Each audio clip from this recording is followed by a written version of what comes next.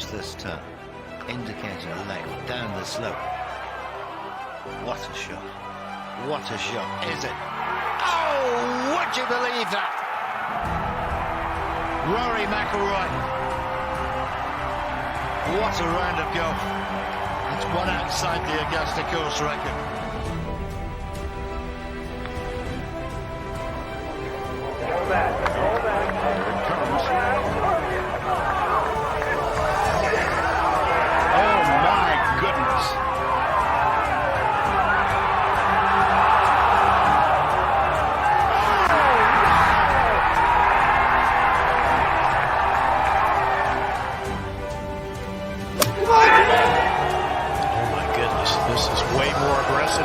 Anticipated. Oh man, what a shot!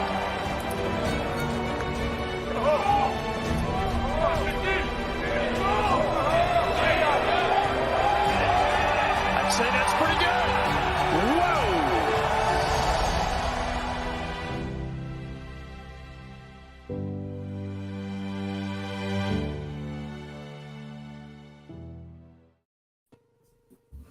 Hello and welcome to Putting for Dough, the show where we talk about golf and DFS and everything else that tickles our fancy.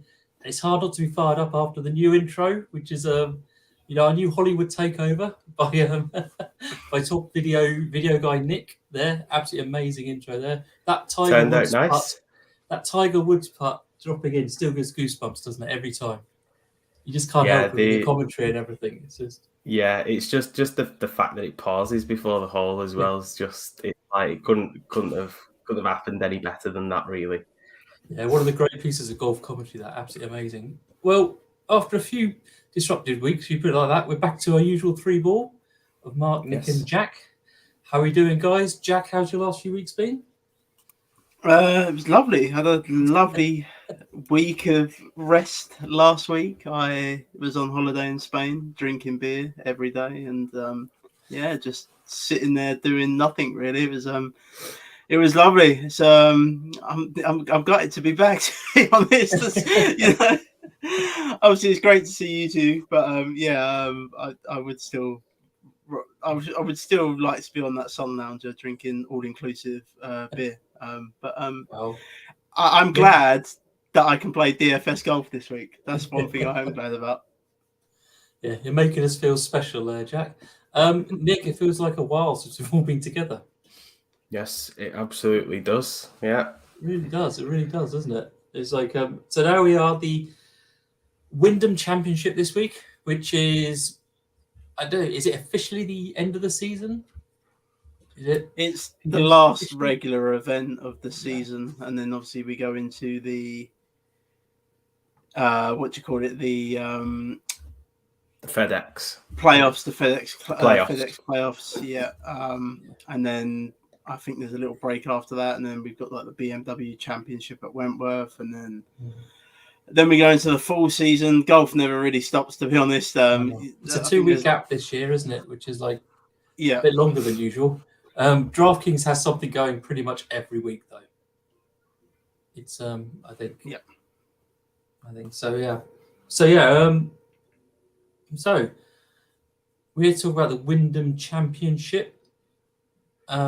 Jack, do you want to just hit us up with your course preview?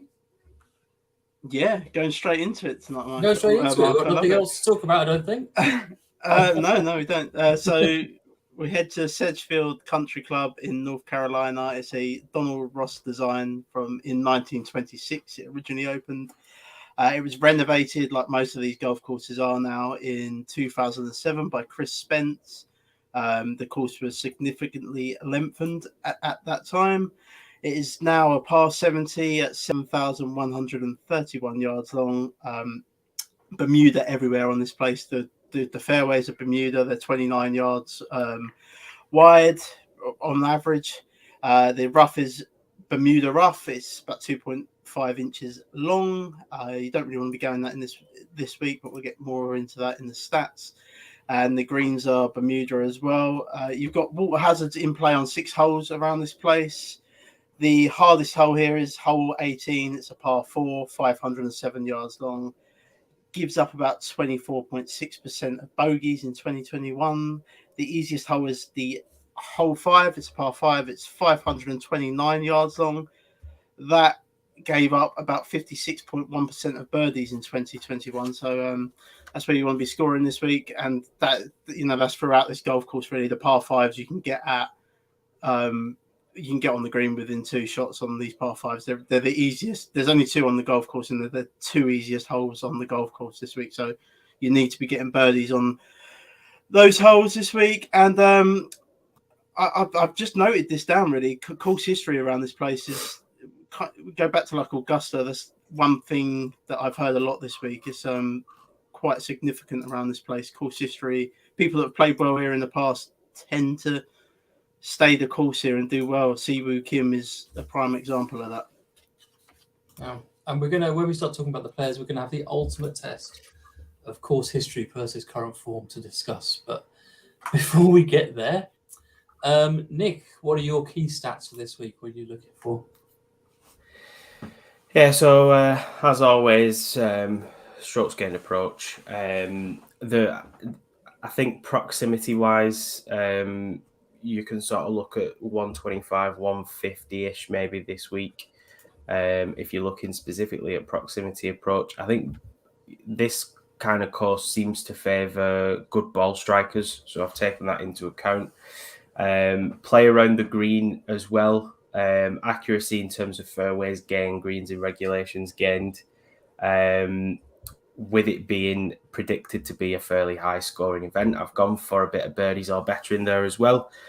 Throw in a little bit of 3-putt avoidance, and then because we do have 8 par 4s that measure between 400 and 450 yards, I've put in par 4 scoring over those distances as well. So interesting that you just mentioned about course history, Jack, because I have factored that into some of my picks this week, and it'll probably bring to the fore some players that I hadn't necessarily got down on my list to talk about tonight, but you can't really ignore when you look at the course history, the likes of Webb Simpson, who's had 5 top 10 finishes in this event in the last 5 years. 4 of those have actually been top 5 finishes. So it's stuff like that I think this is the kind of course where you can look at course history.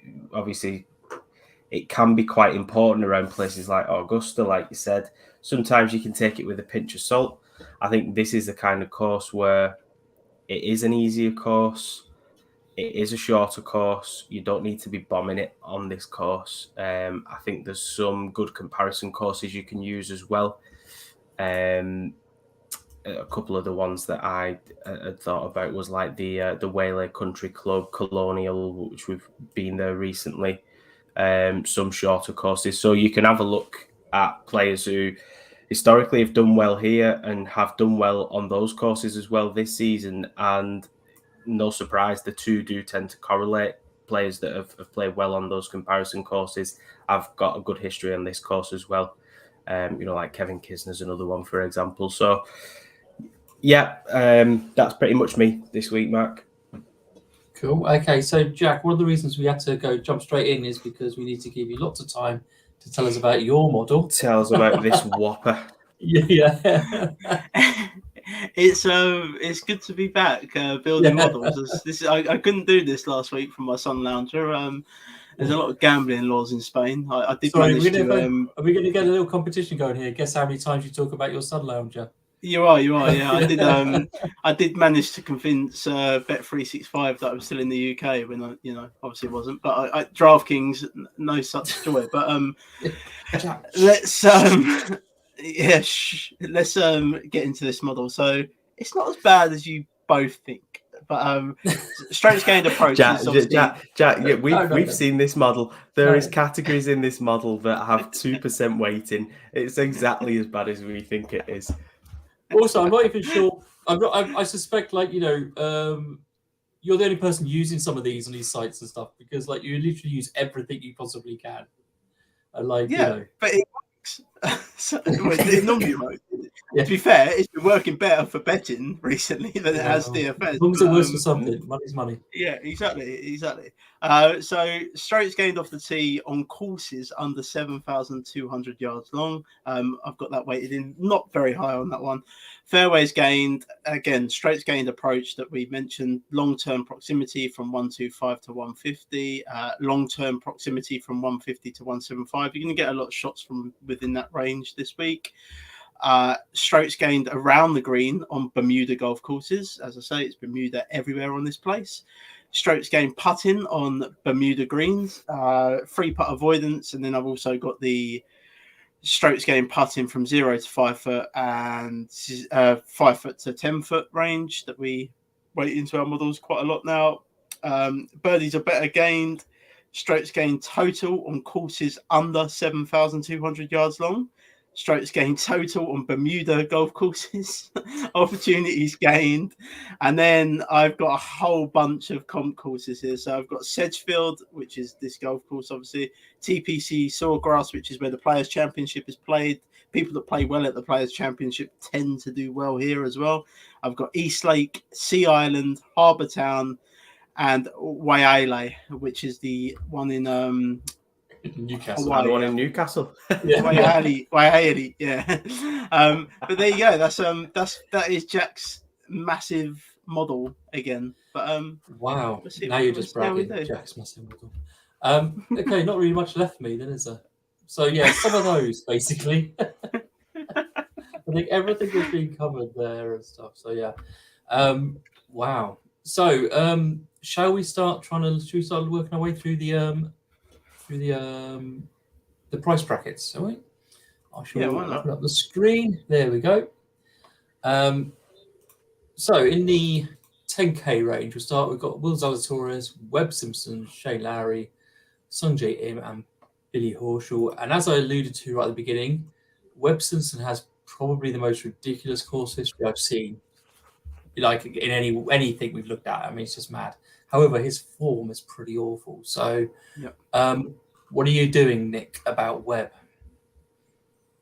As I said, he wasn't on my list this week, but it is hard to ignore the course history. The form, maybe that'll drive his ownership down a little bit because he's not in fantastic form. It's an understatement, really, isn't it? Yeah, he's certainly. I mean, the 13th at the Travellers, he looked like he'd turned a corner, but then he's just not been fantastic since. Not a great finish last week at the Rocket Mortgage either. So, I'm not going there this week. Who do you like then in the 10k range? For me, it's Shane Lowry, and I feel like it's going to be the same for you as well, Jack. But it is. You've nicked my pick. Yeah, it's Shane Lowry for me. And I'm sure you'll have your own things to say about him as well. But he's number one in my model.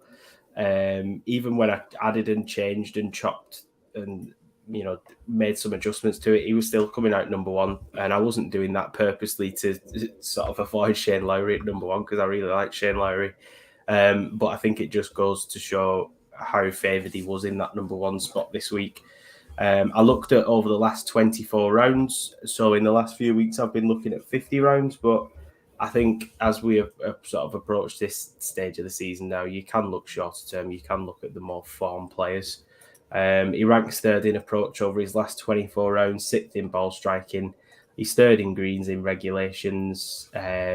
He's had a decent finish at the Open, disappointing opening day as well, but he managed to sort of put himself in the mix after the second, third day. The fact is, it's not a long course, so this should bring out the best of Shane Lowry because he's a fantastic iron player, normally consistent with the putter as well. He certainly has been this year when you look at his strokes gained in his putting. Even like at the RBC Heritage, for example, he actually lost strokes putting in that event. He still managed to finish 10th. So just a testament to his all-round game, really, this year. He has been in fantastic form. So feels very much like a Shane Lowry week for me. Yeah, what about you, Jack? It's Shane Lowry. Again, I don't think he's being talked up enough, and I'm hoping it drives his ownership just stays down. People are obviously going to play Zalatoris, and they'll probably go to Webb because of the course history. Sungjae might get a bit of a pop because believe he finished second last week. I was obviously a bit out of the loop, but I believe he finished second last week. But it's back to the RBC Heritage for me. Again, I've got it weighted in within my model. It's a comp golf course. He should have won that event. He should have won that event. He had that awful chip. I think it was on hole 10, where he sort of duffed the chip and it went into the water. And that just kind of derailed the event for him. But he should have won that. He's third in this field over the last 50 rounds, strokes gained approach, which for me is the number one metric this week. You just need to be good with the irons. He's going to find the fairways most of the time. Where he's obviously had that trouble with the chipping at the RBC Heritage and going into the water, you're not really going to have such trouble around this golf course like that. So, yeah, Shane Lowry is my favourite option this week. What are you doing about Webb Simpson? I will want to see what the ownership is. I think I'm going to fade him because I'm presuming that the ownership's going to be higher. I mean, he's on that bubble. I kind of looked at some players on the bubble with the FedEx. If they're going to make it in, basically, it's the top 125 players go into the FedEx playoffs, obviously, and then they get their tour card guaranteed for next year. And then there's a bubble after that from 125 to 156, and those guys, they don't get their player card guaranteed, but they're kind of like alternatives for 15 events through the year for next year. It's not a guarantee, so there's that space as well you've got to kind of look at. Webb's actually 117th in the FedEx at the minute, so he needs a big week, really. He probably needs a top 20 just to guarantee himself, guarantee the tour card and things like that. But it's just not really been happening for him recently. He's making cuts, but he's finishing dead last pretty much after he makes the cut. And, I got a bit hyped up. I had him as a first-round leader bet at the Open Championship, and he was 3 under after 9 holes. And then he just collapsed on the back 9. There's a little bit of a worry with him. I mean, I think he missed the cut. He did. He ended up missing the cut at the Open, but I'm not too worried about that because this is a completely different golf course. He made the cut last week, but again, finished pretty much dead last, 69th last week. So I want to see what the ownership is on him. I think it's going to be driven up because of the course history, and I think because of his price, it's going to be quite low. We'll see. Sub 10%. I think. Would you take it if it was sub 10%? I think I'd have him. I most certainly will have him in a couple of lineups if he's sub 10%. Yeah. Yeah, I think I'd have a little sprinkling there. I think the sort of like the sneak peek projections are predicting that Sung Jae will be just under 20% owned, and then Horschel at just under 17% owned. So it's looking like it's then going to be Shane Lowry and Zalatoris, and then Webb Simpson maybe the lowest owned. So it maybe form is very much factoring into that. Yeah, just really quickly just to explore this FedEx thing, because I know this is a narrative that's been around for last. It comes up every year at this time of the year. I personally struggle with this concept that just because somebody needs to get a certain position to get the FedEx points, they're going to try harder, because these are professional golfers, and they've got a lot of pride and money on a stake here. I personally struggle with that. Am I wrong to think that? No, I don't think you're wrong. There's a reason why some of these guys are that low in the FedEx rankings. They've just not been playing very well this year. Yeah. Are they going to turn it on and try because they're trying harder on one?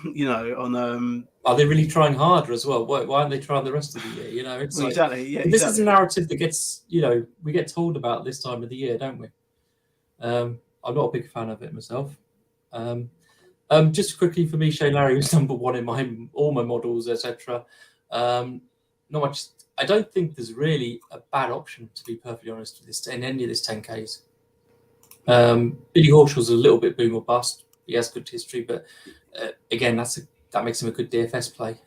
He's been cursed, by the way, so I'm not. Okay. Yeah. I think at the moment, Webb Simpson's going to be the lowest owned. I think at the moment, and Sung Jae's going to be the highest. So Yeah, I guess- think Sung Jae's. I think that's he's a very, very good iron player, Sung Jae. Anyway, and the second last week was, that was good after what we have seen from him recently. I guess the only thing in Webb's defence is he had the issues with injuries at the start of the year, didn't he? And he has had some decent finishes, like a 20th at the PGA, 13th at the Travellers. He was 27th at Charles Schwab. But other than that, most of his finishes have been 30s, 40s, or 50s when he has made the cut.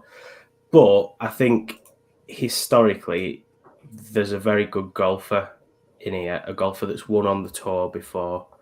I think his FedEx rate, like his FedEx ranking as it stands, is a bit false, really, for the caliber of golfer. I don't know if it is just that he's had those injuries issues, whether he's potentially still carrying an injury, but he's conscious of that ranking. Because he's only played in 18 events, and some of the other golfers that are around him have been playing in sort of 27, 29 events and stuff like that. So I think it is a bit of a false ranking for him, but the form isn't great.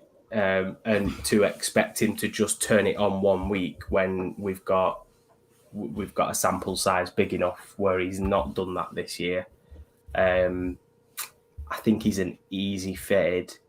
But I also think there's an appeal there to play him because of the ownership. So play him or don't play him. That's basically what we're saying.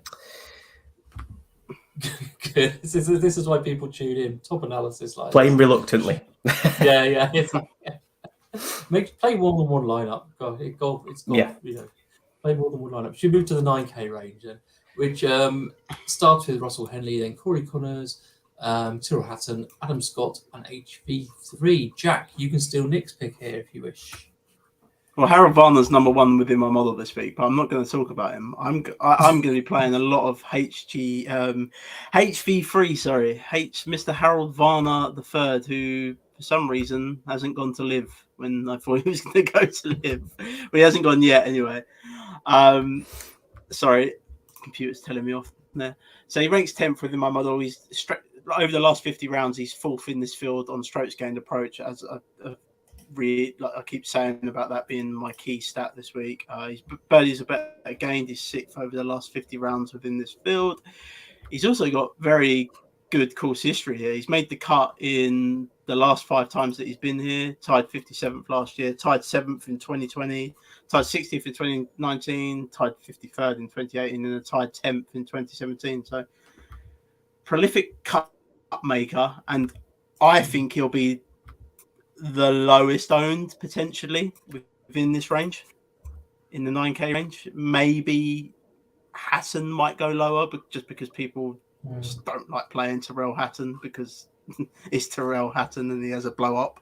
But I think Russell Henley's going to be very, very popular. There's a reason why he's number one within my model this week. He's going to be popular. I think I'm going to pivot to HV3 personally. Nice. So it is Russell Henley's number one in your model, yeah. He is. At the beginning, you said it was HV3, and so you got me confused. Okay. No. So HV3 is number 10 within my model. Yeah, I like what I've been seeing from him. So yeah, no, I think you're right. Russell Henley's going to be potentially the highest owned in the whole. Potentially. Nick, who are you interested in here? A small range.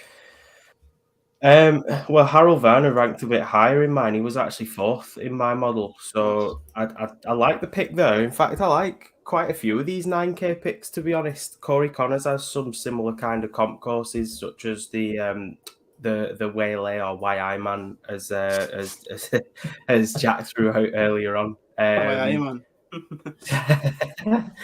The Colonial Country Club, Harbour Town. He's done well at all 3 of those events. He was 11th at Waylay, he was 13th at Colonial, and he was 12th at Harbour Town. So he does excel on these shorter courses. He is one of the better ball strikers in the field. One of the highest greens in regulation percentage as well in the last 24 rounds. We know he's a good approach player. So, and again, you talk about cut makers. He's only missed 2 cuts in his last 12 events. So I think this course is a good fit for him. Russell Henley is another one. His ownership's projected fairly high, but another player that I do like this week because of his accuracy, his approach to the green, his play around the greens. It's just fantastic. His putting can be a bit erratic. That said, Bermuda is his best surface statistically. So he has had some good showings this year as well on Bermuda surfaces, putting wise. So Russell Henley's another one that I really like. Good course history. Tied 7th and tied 9th in his last 2 starts here. So I think there's a lot to like in this 9K range. No one particularly ranked badly in my model, as you would expect in this range. Adam Scott was actually the lowest, and I don't really like playing Adam Scott in DFS, A, because he is boring, and B, the times where I have taken a punt on him, he has burned me this year. I think I played him in the PGA maybe, or the Players. I think it was the Players. He goes and puts 2 in the water, and just completely blew up. So I've not really played Adam Scott since, and he's a good golfer. He's safe. You look at his recent form. He's 14th at the US Open, 15th at the Open, 37th last week at the Rocket Mortgage. He is just boring to me, Adam Scott. I don't get entertained at all watching him. In fact, it pains me to say it, but I'd rather pivot to Tyrrell if I was going to pick someone in this range. Why does it pain you to say that? It just pains me, Jack, because it does, and because it does. So, yeah, the week that I played him in spite, Victor Hovland goes and nearly bloody lifts the claret jug. So there you go. That'll teach me for bailing on my guy after a week. I pivoted to Victor Hovland. Never again. No, do you know what? I do like them all in this range. No one particularly bad. Even Adam Scott doesn't rank badly in my model, but he doesn't rank high enough where I think I'd give serious consideration to putting him in several lineups this week. I prefer the guys around him, in all honesty. Funnily enough, in my model, Adam Scott is 5th, Corey Connors, who we've not even talked about, is 6th, and those are the highest 2 in my model out that in this range. So it's a great range, really. I mean, it's a great place to start. If you can find some low price players, getting 2 or 3 of these in, I think it's a great way to start a lineup. However, I do believe the 8K range is even more stacked. It's absolutely nuts, the 8K range this week, I think I've been building my single entry lineup is basically as many 8K players as I can possibly get. So we start with Denny McCarthy, Siwoo Kim, Kim Kisner. People are calling him Tommy Kim for some reason. I don't know why. Jade Kim. Taylor Pendry. That's what he actually wants to be called. Tommy is it? Kim. Okay. Yeah. Okay, fine. Seabears, Brian Harmon, JT Poston, Aaron Wise, and Justin Rose, and Davis Riley. Nicholas, who would you like to talk about first? Not Taylor Pendrith. After last week, I had him to win the Rocket Mortgage. You're going to punish him for coming second, are you? Yeah, I am. Yeah, absolutely. Wow. You only get one chance with me. Only get one chance. This is a really bad. This is a really bad process. It absolutely is. Yeah, I mean, do not do what I'm doing here. And also you can't say it's because he's had all those years of experience that he should have won that one and stuff either. It's like No, wow, it's more for me for not cashing out on the start of the last day when he was tied for the lead with Finau. I should have known at that stage that Tony Finau was just going to go and win another event. But yeah, I mean, Taylor Pendrith, to be fair, in this range is actually the lowest in my ranking. That's why I'm not really going there this week. Okay. JT Poston, however, I really like. He obviously had a pretty poor start to the year, but recently he's had some fantastic finishes. Won the John Deere, came second at the Travellers, 11th at the 3M Open. His putting has been phenomenal, like off the charts, kind of phenomenal.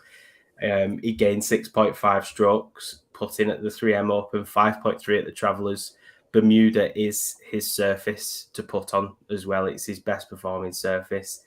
2 missed cuts here in the past 2 years is the only niggling doubt that I have with him, but he did win this event the year before, so I'm not too concerned. I think he's come on leaps and bounds as the season's gone on this year, JT Poston, so really like him as a player. But this is a field where there's several in this range that I really like. I won't steal too much thunder, but it feels like a Justin Rose kind of knock, this course. It feels like... Yeah. I'm not going to say anymore. I'm not saying anymore. That is all I'm saying. Jack, what would you like to say to us about Justin Rose? What would I like to say to you about Justin Rose? Well, he withdrew from the Open Championship, so his ownership is going to be down for starters because people like Nick get offended by things like that. Yeah, crazy. Well, they do, don't they? But he's like Nick said, he's a very good iron player. He actually ranks 7th within my model this week, Justin Rose. Birdies are better gained. He's 8th in this field over the last 50 rounds. Strokes gained total on courses under 7,200 yards long. He's 9th in this field over the last 50 rounds. So he definitely prefers these shorter tracks. We did see a bit of an uptake from him before that withdrawal. I mean, if you go back to the Canadian Open, he come 4th at the Canadian Open. I'm not saying the Canadian Open's like this golf course. It's not. But we saw a little bit of an uptake from him there. He obviously finished 37th at the US Open, and he was 69th, like pretty much dead last after making the cut at the Scottish Open. But maybe he had them back issues already. I just think because of what happened at the Open, and because of DraftKings being the way it is, where it doesn't give you a replacement, which is great. I think that's the way it should be, but that's my own personal opinion. People keep that in their memory, don't they, Nick? So it's they do. Recency bias is a thing. Yeah, exactly. And I think he'll be the lowest owned within this range. I think he will too. Have you got any concern that he's not going to be fully fit though? I don't care. I'm just going to play him. If he burns me, he burns me. Seriously, if he burns me, he burns me. I really don't care. Like, I'll take the chance for Justin Rose. He was tied 10th here last year as well. So he's only played it twice. He missed a cut in 2020 and then tied 10th last year. So clearly a place that he's got a bit of decent form on. And at the low ownership, yeah, give me him. I'm gonna go all in on Justin Rose down here at this price. Siwoo Kim will be the highest owned in this range. Yeah. I think so. Yeah, it's very similar reasons to you, Jack. I just feel like he just looked like we'd seen a bit of a turn in form for him. 13th at the PGA, 4th at the RBC. That 60 that he shot in the final round was fantastic. I think he shot that 50 with 2 bogeys as well, maybe. He has got it in the locker on this kind of course, definitely. It should suit his style of play, his accuracy off the tee. Very methodical player, Justin Rose. So I like him here this week. Brian Harman's another one that I like here this week. He missed the cut here last year, but he has got some decent enough course history. When you look at his finishes, I feel like Brian Harman always goes under the radar a little bit, but like 6th at the Open, 8th at the Travellers, 9th at Wells Fargo, 5th at Valspar. He's had some really good finishes. Yeah, he's had some missed cuts sprinkled in there as well. He tends to sort of miss a cut every 4 events, so he's not due a missed cut for at least the next 2 or 3 events. So I think you're safe on Harman. He's got to make the cut this week. Don't worry about that. But he did go through a bit of a patch where he was losing strokes event after event on his approach play. He's obviously changed something in his game because he has gained a lot of strokes on approach recently. Looks a lot more consistent there. And all round, just a fairly steady player, Brian Harman. So again, he's someone else I like in the range. He's 7th in my model. This is a good range, to be fair. It's hard to... I think this, again, if you're building a lineup, if you can throw in a couple of cheap guys, you could probably pick 4 from this range and have a really good lineup. I think you can get 5 in if you really want to. I'm wary. I don't know what your guys' thoughts on this of Tom Kim, Ju Young Kim, or whatever he wants to be called now, but he has played a lot of golf over the last sort of month and a half. The guy's been at like every event pretty much. And I know he was 7th at the Rocket Mortgage. You like to see that. You just worried. I think there could be a little bit of a burnout there coming. Bit of fatigue. He's already secured. He's already secured his tour card as well for next year. Fair enough. Yeah, he's going to be popular still this week, so maybe, like you say, maybe it's a good week for a fade. I think it's a fade for him myself. Denny McCarthy's an odd one. He's been losing strokes everywhere except for the putter, just because we know how much Denny McCarthy's a clutch putter. That is Denny McCarthy in a nutshell. But look at his form. It's been weird. His last 5 though. Look, three top 7s and 2 missed cuts. I mean, ideal DFS play. Yeah, ideal DFS play. I think he'll be going a little bit lower owned just because of the missed cuts in there. People recency bias. They take it to heart. So I don't mind Denny McCarthy there. I would certainly have him over Siwoo Kim, I think. Kevin Kisner. So I'm away from Kevin Kisner. I don't want to play that. I mean, he's been goddamn awful. I don't know what he has done to get this price range on DK this week. He's been goddamn awful. Except at the Travellers where he comes 6th. But just there's a ton of miscuts. I think everyone got a bit excited after the what was the event, the match play event, wasn't it, where he comes 2nd earlier in the year. Everyone got a bit excited about that. I know he's the champion here, but easy fade for me. Pendriff 2nd last week. I don't mind going back to him again. Nick won't. But, he only got 2nd last week. Remember that, Jack? Only 2nd. Yeah, well, you know, Seabez, I think, will be popular down here. He's always popular, Seabez, isn't he, at that price? So, if I was picking, I like Aaron Wise. I like Aaron Wise as well. If I was picking in DFS, then I don't necessarily mind that, but it's just the fact that he burned my bet on the last day. It cut deep that. If I was playing him in DFS, I'd have probably had a really good week. I'd have probably been quite happy with that. Yeah. Did he burn it, or did you get greedy by not cashing out, Nick? It's probably a bit of both. Yeah, I might also, Nick, you know full well if you cashed out, Jack would have given you so much crap about Jack. Oh yeah, so well, this is it. I've always been told never cash out, and I think you've got to play it smart when you do cash out. Don't get me wrong, it wasn't a huge bet, but I was sitting pretty at one point. I had him tied 1st at the Rocket Mortgage, and then I had Jens Dantorp, who I think was 2 shots off the lead at the Hero Open. So I was having a good betting week, and then it just all fell apart, and 0 balance still in the account on Monday. Okay. So have we done with the 8K range at the moment? Yeah, I mean, I think you can play pretty much everyone within that range. Yeah, I think it's I really think it's a great range. I just think Siwoo is a fade for me, just because. He's gonna be too. Yeah, he's gonna be way too popular. Yeah, Kevin. Just going back to Kisner as well. I feel like you said, he has been dreadful. He had that string of missed cuts. I feel like he's getting talked up a lot. When you look on some DFS sites, there's a lot of Kevin Kisner love this week. I think it must be because he won here last year. He's always getting talked up. Every week he's in the field, he always gets talked up. He's a poor man's Terrell Hatton. Don't play him. Yeah, he's definitely a fade for me this week, and he's getting talked up a lot, but I just don't see it. Despite the course. So I'm going to look at the odds for him to miss the cut. Interesting. So the way your bets have been going, Jack, that's probably going to be a winner. So we're very interested in all that. I'm not going to read every 7K player.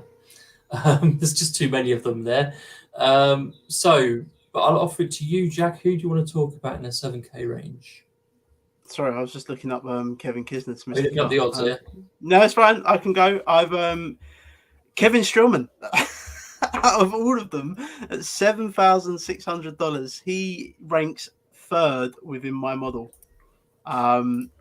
He's on a bit of a run at the minute. If you go look from the Travellers, there's 25th. John Deere is 41st. Barbasol becomes 2nd. should have won the Barbasol. I saw a bit of that actually. Should have won that tournament. And then he came 49th last week at the Rocket Mortgage. We've seen older players get it done around this golf course. Davis Love, for example, won around this golf course. I think he was like 500 to 1 when he won. Like, the guy was literally heading to the senior tour and then decided that he wanted to win the Wyndham Championship at like 500 to 1. I would have loved to have been on that, but sadly I wasn't. So yeah, Strowman fairways gained 50th. He's 8th over the last 50 rounds in the field, like I mentioned there. Strokes gained total on Bermuda grass. He definitely likes Bermuda grass. He's 12th over the last 50 rounds. I'm just going to get up his course history. If you bear with me, 2 secs, Mark. He was tied 7th here last year as well. Before that, he had a miscut, and then he's only played there 3 times. And in 2017, he was tied 72nd. But the tied 7th, you like to see that he had last year. He's 3rd within my model. I don't really understand why. He's an older guy, but we've seen older guys get it done around this golf course. So I just always seem to play Strowman on the wrong week. I feel like I've had one of those sorts of relationships with him this week. But I'm a little bit less harsh than Nick, so I wouldn't dismiss him because of that. Nick, who are you interested in the 7Ks? And I'll come back to you, Jack, for some more as well, because there's so many names in this range. So Nick, who's your favourite? Yeah, there's a few for me. I'll throw Brendan Todd out there. He's done well at similar kind of courses this year. Statistically the best putter in the field as well. Very accurate off the tee. He ranks 3rd in fairways gained, 8th in par 4 scoring between 400 and 450 yards. When you actually look at his putting, it is obscene, really. Like, I'll just throw out some strokes gained. So Valero 4.4, ABC Heritage 5.5, 5.3 at the Charles Schwab, 5.7 at the Canadian, 5.9 at the John Deere. In his last, going back to sort of his last 20 events, he has not averaged less than 2.5 strokes gained putting. Like, that's a ridiculous, it sounds low, but that is a ridiculously good standard. Like, his last 5 events have been 4.3 strokes gained average. His last 10 have been 2.8. So he's actually on an upward trend as well with his putting. It's crazy. It's so we often talk about putting as a variable sort of statistic and stuff. One of variance, it can go up and down and stuff, but he kind of disproves that. Yeah, he obviously does something much like Denny McCarthy, where his putting is just so consistent, and it probably needs to be because the rest of his game is quite patchy, especially if you're looking at averages over a period of time. He doesn't really gain a lot of strokes off the tee. His approach play is a bit up and down, but his putting is always up. Like, I'm talking 4.3 strokes gained over his last 5 tournaments. That's like, for anyone that's used Fantasy National, if you're over a certain number in strokes gained, you go from light green to dark green. You very rarely see a dark green box when it's looking at last 5 events, last 10 events or whatever. But his last 5 events, he's putted that well. It's a dark green box. When I saw it, I was like, whoa, that is big. Yeah, he's putting at the moment. Fantastic. I can't really ignore that. So he did withdraw before the Rocket Mortgage. So we're hoping and assuming that he's going to be fully fit for this. Yeah, obviously something to monitor, maybe. Something to get your eye on. Yeah. Although the way the withdrawals have been going and stuff this year, most of the time, we'll be finding out after the slate is locked. Yeah. I've fallen foul of this so many times this year. Half the time they're just going to live. So who knows? They are. Well, they were last week. Charles Howell was one, wasn't he? Jack, who else? There must be some other players you like in this range. Oh, there's loads within this range that I like, Mark. Okay. Alex Smalley, you're going to hear that one a lot this week. He's a member at this golf course, so certainly a place that he likes. I don't really know what he's been doing as of late. He's not really popping within my model. So he missed the cut last week at the Rocket Mortgage, but then he had the 2 top 20s back to back there at the John Deere and the Genesis, and then he had the 21st at the Canadian Open. I'd like to see that. Did miss the cut of the Heritage. That's not great, but being a member here, he obviously likes his place. JJ Spawn ranks 19th within my model. Seems to be picking his game back up again after he had that win earlier in the season, the Valero. And now he had that 8th place finish last week, which I'd like to see. He's ranks 19th within my model. I'm just going to bring up. He's going to be pretty much unowned, JJ Spawn, this week as well. Yeah, I don't say he ranks 19th in my model. He's green across the board pretty much. The only place he's losing strokes is around the green, but I'm not overly. I mean, I've got it weighted within my model on Bermuda grass, but it's not high. It's like 2%. It's not a highly weighted metric within my model. So I'm not overly worried about that. But he's green across the board. Like from the proximity range of 150 to 175, he's 6th in this field over the last 50 rounds. You'd like to see that. I don't think he has the best course history here, though, if I remember from what I looked at earlier. I'm just getting that up there. No, so he's back-to-back missed cuts here, 2021 and 2020 missed a cut, tied 69th in 2019, and a tied 16th in 2017. So I just think he's a better player, so I don't mind going back to him. And Sebastian Munoz is another one. We haven't really seen a lot of him. The last time we saw him was at the Open. He did make the cut at the Open Championship. He ranks 22nd within my model this week. He's 15th in strokes gained on the approach over the last 50 rounds. Again, green across the board. The only place does worry me a bit. The place that he's losing strokes, he's 150th in this field over the last 50 rounds on 3-putt avoidance. So I don't like that one as of much.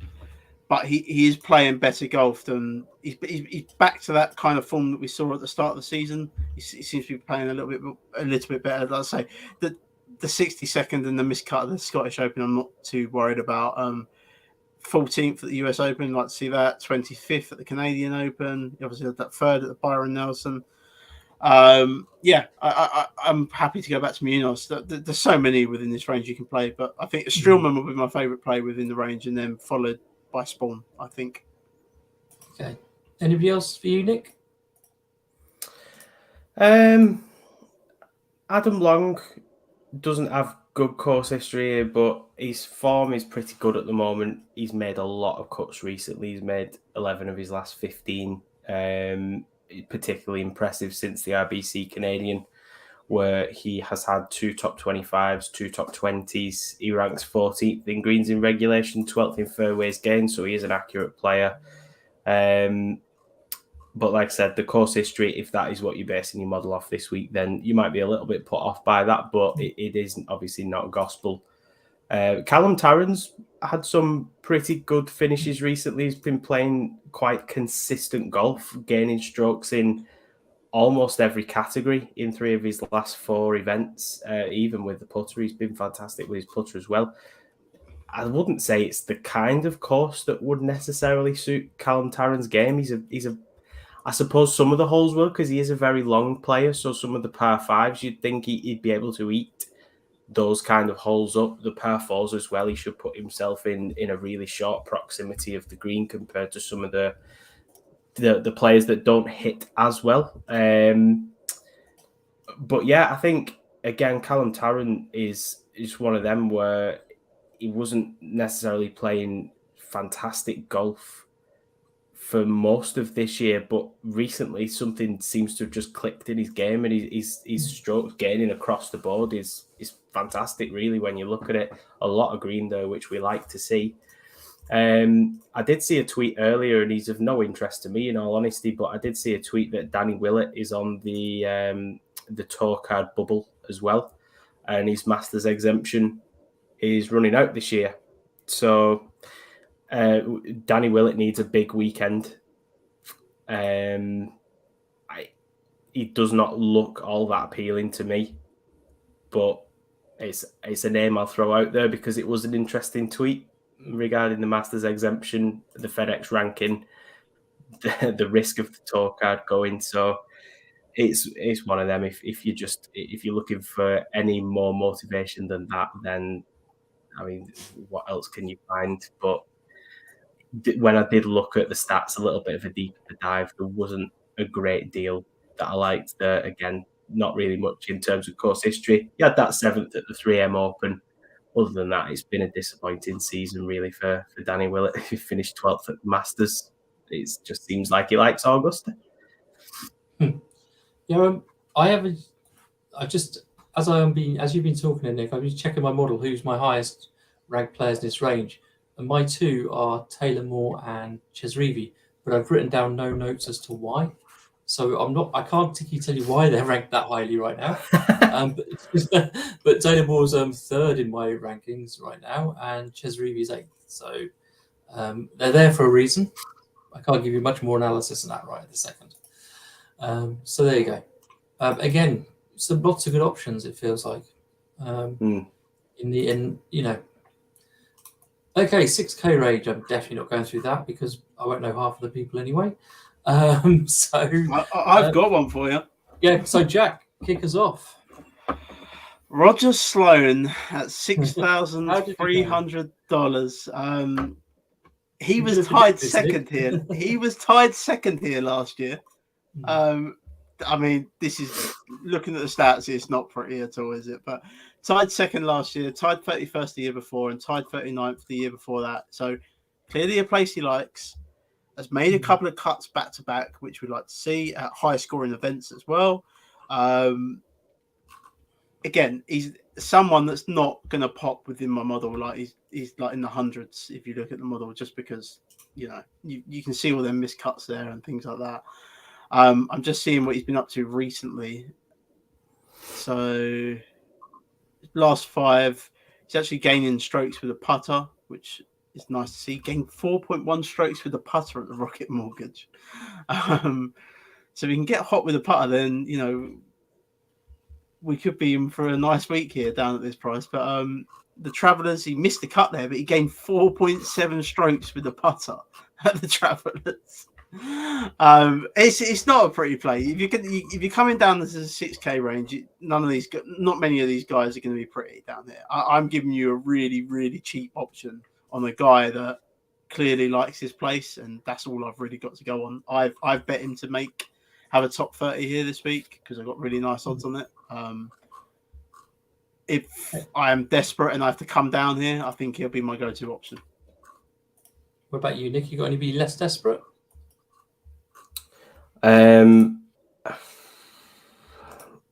It's a desperate looking pool down here.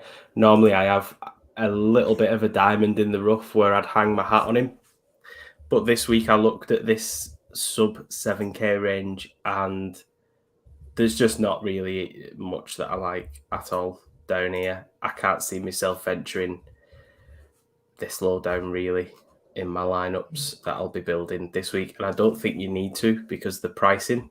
I thought I'd found one then with Andrew Putnam, but it turns out he's 7K, so I can't even class him. I thought he might have snuck under, but no.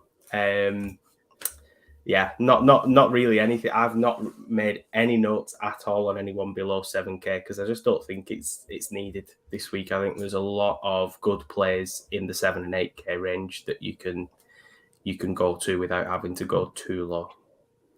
Jason Duffer's a prolific cut maker down there at 6,200 around this golf course. He's made the cut like 4 times out of the last 5 times he's been there. Doesn't really do a lot when he gets here. The best finish he's had is a tied 14th in 2017. He was a much better player back then. I believe that was a few years after when he won his major championship, the PGA Championship. He was tied 24th last year, actually, but does like to make the cut here. So he's at 6,200. So if you want to get someone a little bit more safer than Roger Sloan, then he might be the option for you. I think we might all be overlooking Chesson Hadley a little bit here. He's got 4 made cuts here in his last 4. He's had 3 top 10s in his last 6. He's inconsistent. But that's why he's 6,900. So him and James Hahn actually rank pretty well for me in my model. If I had to go for one, it'd be Chestnut Hadley. Okay, I think we've covered all of that. Should we just quickly put together a quick lineup? I suspect we're going to start with Shane Lowry, aren't we? Yeah, go with Lowry. Depends what you want to do. Do you want to build like a balanced one? No. Let's start with the Shane Lowry one, and then we'll take it from there. So here we go. If we go down to some things in the low sevens, we might be able to get some other higher ones as well. Yeah. We like some stuff in the sevens. I like Strillman at 7-6. Oh yeah, that's right. 7-6 Strillman. I still need go a bit lower than that. What about Taron at 7-3? Yeah. We're up in the 8s as an average now. Throwing Justin Rose. Yeah, Justin Rose at that price. Okay, 8-250. You could go down to Spawn. Chuck Spawn in at 7. Yeah. Then you've got 9-2 to spend. Yeah, that's like a HV3 or whatever. Yeah, I think I'd put Varner in personally. That felt like a pretty easy lineup to build, didn't it? Yeah, don't hate that at all. No, and didn't have to go down into your 6Ks. If you want to build something a bit more balanced, start with some 8Ks. Yeah, let's try and do the 8K build. We've got like Brian Harmon, we've definitely mentioned today. Yeah, Brian Harmon. I like Aaron Wise at that price. I think it's a very good price for him. I think he's much better. I think he's a lot better than the golfers. A few of the golfers that are above him at that price. Aaron Wise. I think Poston as well at this range. Yep. Yeah, I like Poston. I was going to suggest Pendrith as well, but no, throw him in. Get him in. Okay. Yeah, put him in. Okay. Then, if you want to, if you've got to do a Justin Rose or a Davis Riley, I think I'd go back to Rose. I think that Davis Riley ship has sailed. If I'm brutally honest. Yeah, he seems to be dropping off, doesn't he? He's like, he seems to be dropping off. And then you could go up to Denny McCarthy if you. Really I think that's where I'd go. I'd go to Denny McCarthy with it. All 8K range. That looks like a pretty good cash lineup, doesn't it? It does, yeah. That's his cut makers and stuff. Why don't we do a quick go down to Roger 6,000 range? Good. You want to go down to Roger Sloan, don't you? Well, no. Put in Duffner because he makes the cut. I think Duffner's a bit more safe. We're definitely putting in Sloan. Okay. Because you've been talking about him today, so we'll put him in, and you bet him. I bet him top 30. I didn't bet him on anything else. I'm not that crazy. Yeah, if he comes top 30, though, Yeah, 9-2. I think I got for him, so that was quite nice. So we're at 8-7 now. Still didn't really give me what I wanted from that. I thought we'd have a lot more. Maybe like on average. We haven't used any of the 9Ks so far at all, have we? HV3 we used in the first line. Who did you like down in the 6K range, Mark?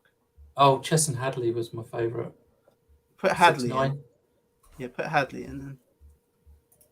That gives you 9-2. It hasn't got you high enough, has it? For what you wanted. Yeah, no, that'd be fine because now we can go to the 8s, and then we could. You got a couple of 10s in theory.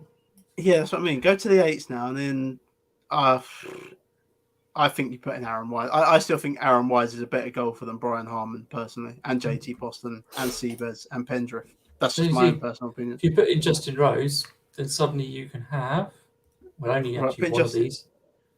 You can only have one of these 10K ones. Well, you could stay in the 8s, couldn't you, for this next pick? So you could go to stick Aaron Wise in. Stick Aaron Wise in. Aaron Wise and Justin Rose are already in. So now you got 10,350. Yeah, for 2. So maybe you go with maybe Henley or Connors. Yeah, go chalk Henley. 10K guys. Yeah, go chalk Henley, and then you can have anybody. I'd put Zalatoris in. If you're going to go, you don't have to worry about ownership on this because you've got Sloan and Hadley in it. You don't have to worry about ownership on it. Exactly, yeah. I was going to say go for Webb because he's like less owned, but there you go. I think that's it. I think we've exhausted that. Oh, by the way, your boy Hank the Tank is on the FedEx bubble. He's he's in that area. Just to let you know, Mark. Yeah, And I haven't played him. I haven't played him in months. Your boy Austin Smotherman is as well. Yep. Yeah, I played him last well, week. Oh yeah, I played him. I think he Shock. might be in my pool for this week as well. Hank play him every week. Yeah, Hank has not been in there for a while. So we have, if you go to the Putting for Dough Twitter account at PFD Show, you'll find links to all of our competitions and contests and stuff for this week. It'll be on the pinned tweet. I also think there's a link to the Discord as well there. So so that's that. I don't have anything wise or anything to say. Jack, have you got anything wise to say before we let Nick finish us off? You can just head over to my Twitter to see my betting cards for this week. There's a load of golf. Yeah. There's a load of golf this week. We've got the Wyndham, got the Kazoo Open on the DP World Tour and the Women's Open as well. So I've had a little punt on each of them. So yeah, if you want to check my picks out, head on over there. I didn't do too great last week. I had a top 30 come in last week, but I was in Spain on the lounger and couldn't do any research. So Nick, sign us off, please. Yeah. Don't bet Taylor Pendrith and drivers for sure. Putting for dough. We'll see you next week.